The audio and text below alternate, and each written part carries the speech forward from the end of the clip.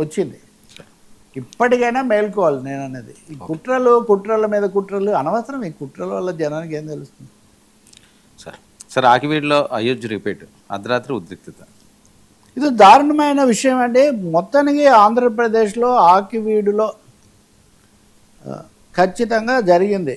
ఎట్లా అయితే అక్కడ బాబ్రీ మసీద్ విధ్వంసం అది కరసేవకులు చేశారు, ఇక్కడేమో ప్రభుత్వం యొక్క అధికారుల యొక్క ఆధ్వర్యంలోనే జరిగింది. అది కూడా తెల్లవారుజామున, ఆదివారం తెల్లవారుజామున. ఈ అంశం ప్రత్యేకించి మనము దీన్ని ఎక్కువగా చర్చిస్తూ వచ్చాము. కోర్టుకు వెళ్ళింది, వీళ్ళ అభ్యంతరాలు చెప్పారు, పోలీసులు కొన్ని నిషేధాజ్ఞలు పెట్టారు, ఇవన్నీ కూడా జరిగాయి. మనం పీచే మూడ్ అని పెడితే రఘురామకృష్ణరాజు గారు నేనేం పీచే మూడ్ కాదు, నాకు అప్పుడే అర్థమైంది. నేను చెప్పిన దాంట్లో కూడా ఉంది, అది చెప్పాక ఇంకా అర్థమైంది. ఏమని? కోర్టు స్టే ఇస్తే జోక్యం చేసుకోవడానికి ఉండదు కాబట్టి కోర్టుకు ఏం చెప్పారు, మీరు స్టే ఇవ్వకండి, మేము మేము ప్రభుత్వ అధికారులకు కలెక్టర్ చెప్పిన ప్రకారం మేము చేస్తామని చెప్పారు. ఇక్కడ కలెక్టర్ దగ్గరికి వెళ్ళి మా దగ్గర డాక్యుమెంట్ ఉంది కదా పాతది అది ఇదని వీళ్ళు ఎప్పుడైతే అధికార కూటమి కనీసం ఉపసభాపతి కాస్త స్థానికంగా బలమైన ఆర్థిక వనరులు అవన్నీ ఉన్న వ్యక్తి, సో అవన్నీ చెప్పేసరికి అధికారులు దానికి అనుకూలంగా వెళ్ళటము. మామూలుగా ఇటువంటి అప్పుడు ఒక ఏమన్నా యథాతథ స్థితి ప్రశాంతత లేకపోతే అట్లాంటివి పెడతారు. అట్లా కాకుండా ఇక్కడ 144 సెక్షన్ ఉంది, 30వ సెక్షన్ ఉంది. దానివల్ల ఎవరికి బయటకు వచ్చే అవకాశం లేదు. దాని చుట్టూ ఒక ఇది కట్టేసి దీన్ని కూల్చేసి ఆ విగ్రహాలను అక్కడి నుంచి తరలించారు. ఆ విగ్రహాలు లేవనేది కదా ప్రధానమైన ఒక వాదన కూడా చేస్తూ వచ్చారు.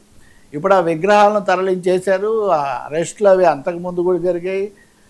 అది హిందూ దేవాలయమే. ఇప్పుడు కనీసం అక్కడన్నా బాబ్రీ మసీదు వర్సెస్ రామ జన్మభూమి అంటే దానికి ఏదో 100 ఏళ్ల చరిత్ర అదంతా. ఇప్పుడు 1930లో అది రామాలయమే అనుకుందాము. అక్కడ స్థానికంగా ఉన్న ప్రజలు ఎవరో గొంతెనమ్మక్క ఆలయం అనేదో అక్కడ చేసుకుంటున్నారు. మీరు అంతగా దాని మీద భక్తితోనే చాలా ఎక్కువగా అయితే వాళ్ళని ఒప్పించి మీరు చేయాల్సిందే తప్ప దాన్ని గొంతెనమ్మ ఖచ్చితంగా క్రిస్టియన్ దేవత అయితే అవ్వదు కదా. ఖచ్చితంగా స్థానికంగా ఉండేటటువంటి ఒక గ్రామ దేవత, ఆమెకు రూపమే లేదు, ఆమెకు అది లేదు, అసలు దేవాలయం కాదు అని దాన్ని ఒక పంతానికి పోయి ఇప్పుడు కూల్చేసినటువంటి పరిస్థితి. ముఖ్యంగా దళిత సంఘాలనండి, లేకపోతే ఏమన్నా కన్వర్టెడ్ క్రిస్టియన్స్ అనండి, వాళ్ళు దళిత వర్గాలకు సంబంధించిన వాళ్ళ గ్రామాల్లో వాళ్ళ పరిస్థితుల్లో ఏమీ మార్పు లేదు. సో ఊహిస్తుండగానే ఈ పెదవాడలో ఉన్నటువంటి దీన్ని కూల్చివేయటం అన్నది ఖచ్చితంగా ఒక పథకం ప్రకారం పాచిక ప్రకారం జరిగిందనేది అయితే స్పష్టమవుతుంది. నాకైతే సందేహం, తెలుగుదేశం పార్టీ అయినా చంద్రబాబు నాయుడు గారు అయినా వాళ్ళు ఇలా జరగడాన్ని వాళ్ళు తెలియకుండా జరుగుతుందంటే తెలియకుండా జరగదు, కానీ తెలుగుదేశమే చొరవ తీసుకొని ఇలా చేయించుంటుందని నేను అనుకుంటాను. రఘురామ కృష్ణరాజు ఆయనకు ఢిల్లీలో ఉన్న సంబంధాలు లేకపోతే బీజేపీతో ఉన్న ప్రత్యేక సంబంధాలు వీటి వల్ల, అలాగే ఆయన టీంలో కూడా చాలామంది సంఘ పరివార వాళ్ళందరినీ పెట్టుకున్నారు. సో ఈ పరిస్థితుల్లో మొదటే అయోధ్య అన్నారు. ఖచ్చితంగా అయోధ్యలలాగే ఇక్కడ ఇది దాదాపు దాన్నే గుర్తు చేస్తుంది. కాకపోతే నేను ఇందాక అన్నట్టుగా అదేమో ఒక విధంగా ప్రత్యేక పరిస్థితుల్లో జరిగింది. మా చేయి దాటిపోయింది, అద్వానీ కన్నీళ్లు పెట్టుకున్నాడు, అవి ఇవి అన్నారు. ఇక్కడ ఎవరు కన్నీళ్లు పెట్టుకోవట్లా, వీళ్ళు పెట్టుకుంటున్నారు, దళితులు వీళ్ళు. రెండోది ఈ పరిస్థితి ఇక్కడే ఆగుతుందో ఆగే విధంగా ఇప్పటికైనా సామరస్యం కోసం అందరినీ ఐక్యపరచడానికి ప్రయత్నించడం చాలా మంచిది. సవాళ్ళు విసురుకోవడం అన్నది ఎక్కడ ప్రశాంతతను తీసుకురాదండి. అలాగే ఇప్పుడు దీంతో ఆగకుండా ఇంకా అక్కడ ఉన్నాయి చర్చీలేవి అక్రమమైనవి, ఆ సర్వే చేయమని ఎవరు అప్పగించలేదు కదా మనకు బాధ్యత. ఆ పని చేసేవాళ్ళు వేరే ఉంటారు. ఇవే గనక ఇప్పుడు ఉదాహరణకు పెట్రోల్ కొడుతుందండి. వాస్తవానికి ఇట్లాంటి సమస్యలు ఎన్ని ఉన్నాయి, ఇవి ప్రజా సమస్యలు. ప్రజాప్రతినిధులు నిజంగా హాజరు కావాల్సినవి, పరిష్కరించాల్సినవి.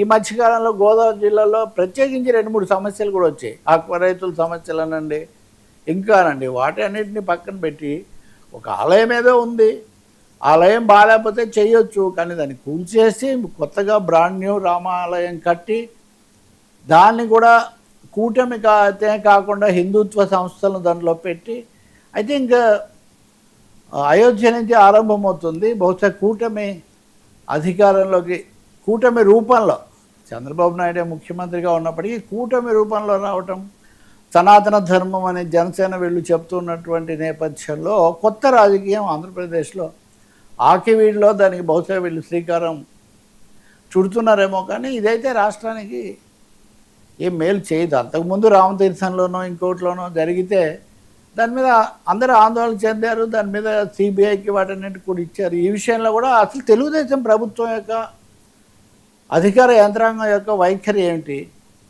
ప్రభుత్వం యొక్క ఆమోదంతో దీన్ని కూల్చేశారా? అధికారులు ఇంత జరుగుతుంటే సీఎంఓ అసలు జోక్యం చేసుకోలేదా?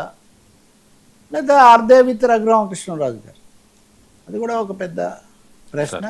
బట్ ఇది కనుక ఇలాగే, ఎందుకంటే వర్మ ఇక్కడ నేను ఒక ముఖ్యమైన అంశం చెప్తున్నా. 1947 ఆగస్టు 15 నాడు దేశంలో ప్రార్థనా మందిరాల్లో ఏ పరిస్థితులు ఉన్నాయో వాటినే కొనసాగించాలి అని పార్లమెంటు ఏకగ్రీవంగా చట్టం చేసింది. 47 ఒక్క అయోధ్య వివాదం ఒక్కటి మినహా, అయోధ్య వివాదంలో సుప్రీంకోర్టు తీర్పు చెప్పింది, అక్కడ కట్టేశారు, అయిపోయింది. ఇక మిగిలిన చోట్ల వరుసగా కాశీ దగ్గర నుంచి మధుర దగ్గర నుంచి ఒక్కొక్కటి తీసుకొస్తున్నారు. వాటిని స్థానిక న్యాయస్థానాలు కొంతసార్లు చూడడం, హైకోర్టులు స్టేలు చెప్పడం, లేదా సుప్రీంకోర్టు చూస్తానంటాం, ఇవన్నీ జరుగుతున్నాయి.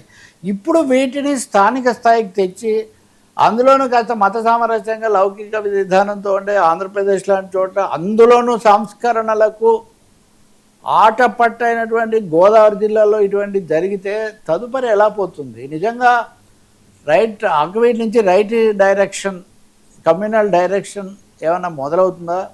దాన్ని చంద్రబాబు నాయుడు, నారా లోకేష్లు, పవన్ కళ్యాణ్ ఓకే, ఆయన సనాతనం అంటున్నారు కాబట్టి ఆక్విట్ మీద తెలుగుదేశం అధికారికంగా రాష్ట్ర నాయకత్వం ఏం చెప్తుందో చూడాలి.